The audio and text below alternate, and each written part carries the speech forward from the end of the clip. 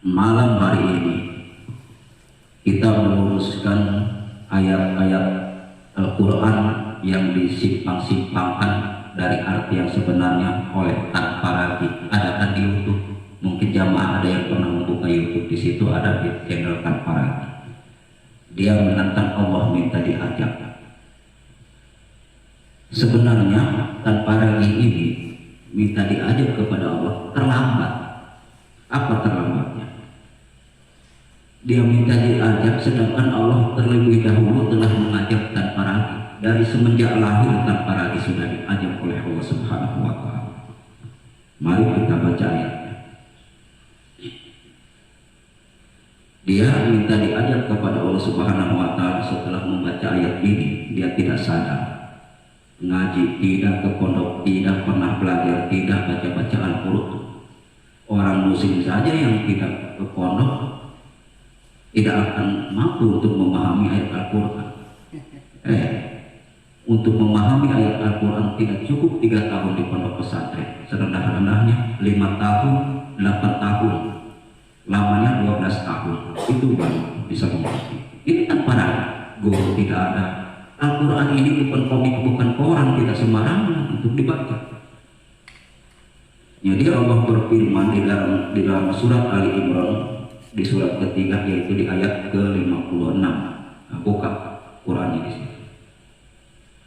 Biar walaupun terjemah, ini juga sengaja terjemah supaya akur maksudnya. Allah berfirman begini, fa'ammal ladzina kafaru fa'u'adzibuhum azaban syadidan fid dunya wal akhirah wa ma lahum min nasirin. Maka adapun, kata Allah Subhanahu wa Ta'ala, orang-orang yang kafir, maka akan aku azab mereka dengan azab yang sangat keras di dunia dan di akhirat, sedang mereka tidak memperoleh penolong. Kata Allah Subhanahu wa Ta'ala. Bagaimana di sini ajab dunia dan akhirat? Itu tanpa ragu sudah diajak dari semenjak lahir. Dia akan terumbang-ambing dengan kesesatan, memuji kepada selain Allah, tidak mau beriman kepada Allah. Itu ajab namanya ajab dari Allah. Sehingga hatinya tertutup, terkunci, hidayah dari Allah Subhanahu wa Ta'ala tidak masuk ke dalam hatinya. Karena tanpa ragu menutup hatinya sendiri, sekalian Allah tambah penyakitnya itu di dalam hatinya, terkunci, tertutup. Karena Allah mengetahui bahwa tanpa ragu tidak akan beriman, tidak akan bertobat, tidak akan istilahnya kembali kepada kebenaran, tidak mau mengabdi kepada Allah Subhanahu wa Ta'ala, dan tidak mengakui Rasulullah Muhammad SAW sebagai pengajar yang diutus Allah, tidak mengakui, maka terkunci. Bahkan dianggap Al-Quran ini adalah buatan Muhammad, katanya. Kan itu terumbang-ambing dengan kesesatan, sesat dan tanpa itu azab namanya. Jadi dia kan ngomongnya begini,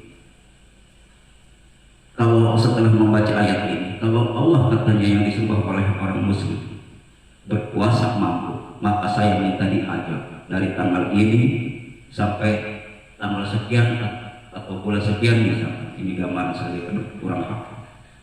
Maka apabila tanggal sekian apalagi saya masih ada hidup, tidak diajak, tidak mati saya, berarti Allah katanya tidak mampu dan tidak berkuasa untuk mengajak saya. Memang tidak berkuasa katanya, karena memang dia bukan Tuhan. Bahkan orang muslim salah katanya memilih Tuhan, malah memilih Allah bukannya Yesus. Itulah tempatnya. Dia kalau sadar dari semenjak lahir sudah diajak. Jadi begini,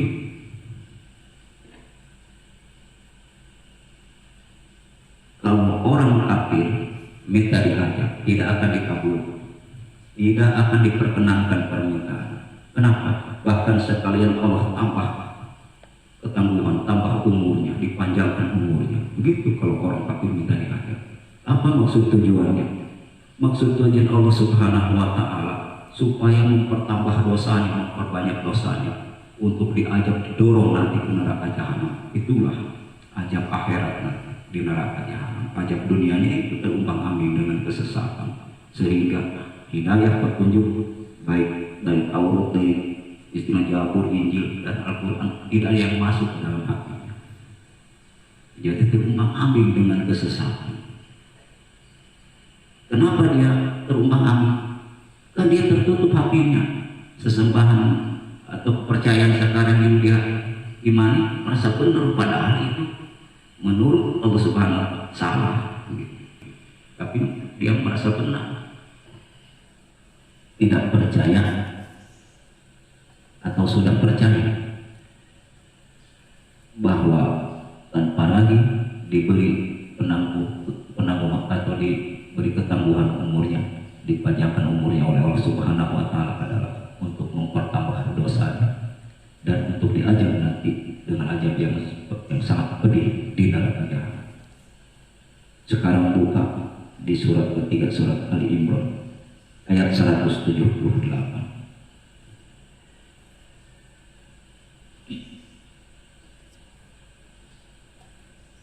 Yang berbunyi begini: wala yahsabanna alladzina kafaru annama numli lahum khairul li anfusihim innama numli lahum liyazdadu isma walahum azabun muhim. Yang artinya begini, dengarkan baik-baik sambil dibaca.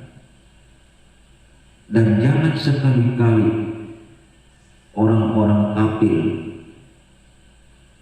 itu mengira bahwa tenggang waktu atau dipanjangkan umurnya yang kami berikan kepada mereka lebih baik baginya.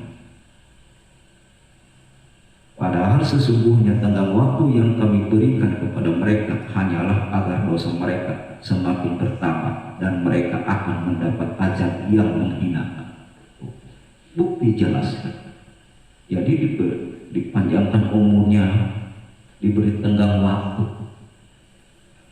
untuk mempertambah dosanya. Jadi begini, jangan sekali-kali orang-orang kafir yaitu tanpa ragu mengira bahwa tenggang waktu yang kami berikan kepada tanpa ragu, kata Allah Subhanahu wa Ta'ala, lebih baik bagi dirinya. Sesungguhnya tenggang waktu yang kami berikan kepada tanpa ragu hanyalah agar dosa tanpa ragu semakin bertambah dan mereka dan tanpa ragu akan mendapat azab yang menghinakan. Jelas di dalam Al-Quran, tidak bertele-tele, simpel. Dia tidak membaca ayat ini, mungkin bisa jadi cuma lewat, tidak mau membaca, tidak berani.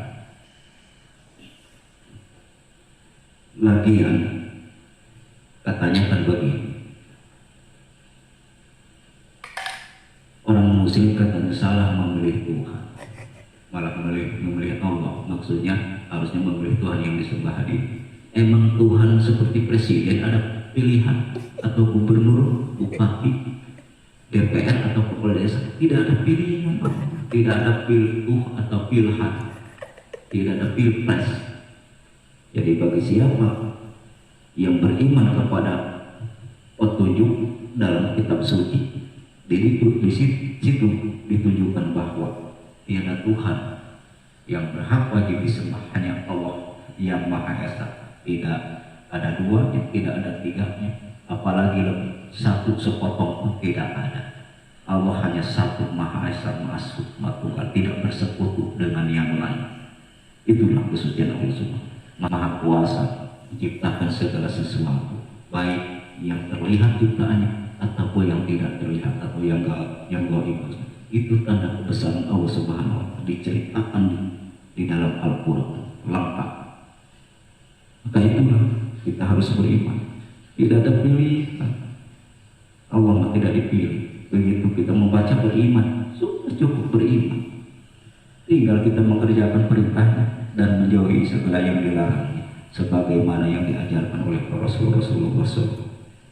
Begitu oleh umat-umat Nabi dahulu. Ya siapa di situ Rasulullah SAW ikuti. Sekarang masa ajaran akhir zaman, yaitu akhir zaman kenabian, yaitu Nabi Muhammad SAW sebagai panutan kita, pengajar kita yang kirim Allah kepada kita. Ikuti, ya itu.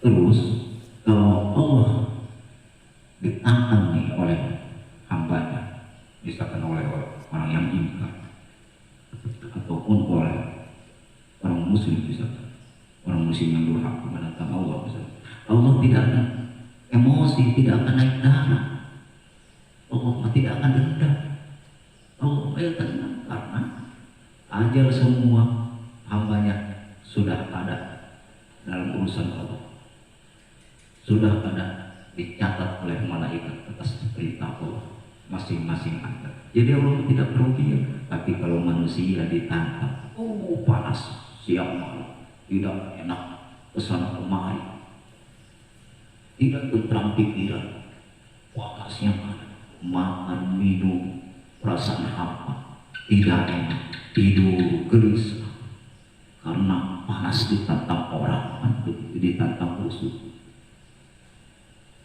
Bisa jadi cabut parang atau memukul dan lain sebagainya, tidak berani untuk nyabut parang atau memukul karena takut kepada orangnya kalau langsung berhadapan.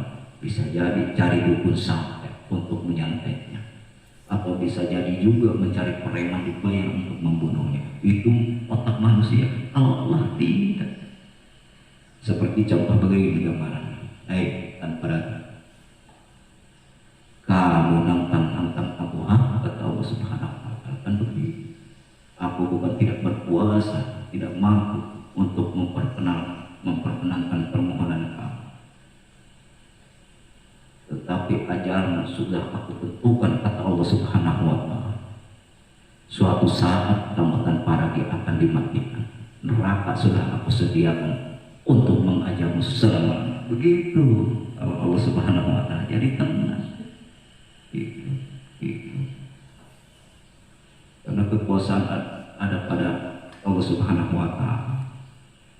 Tidak akan naik darah, tidak akan emosi tentang hamba, tentang Allah. Yang punya urusan hanya Allah. Manusia tidak bisa mematikan Allah, tapi Allah berkuasa mematikan manusia. Makanya tidak akan emosi, tenang, tidak dendam Allah. Mudah-mudahan bisa dipahami oleh para jamaah sekalian. Kenapa saya berani berbicara begini? Karena tanpa lagi, telah sengaja tanpa lagi menistakan Al-Quran, menghina umat muslim seluruh dunia, menyepelekan bahkan menghina Allah, menghina Rasulullah, bahkan Yesus pun atau Isa Al-Masih dihina. Dia kan seorang Rasul, tapi bagaimana menganggapnya tanpa ragu pada Yesus? Saya tidak akan berbicara begini kalau dia tidak memberi jalan, kalau dia tidak menantang-nantang.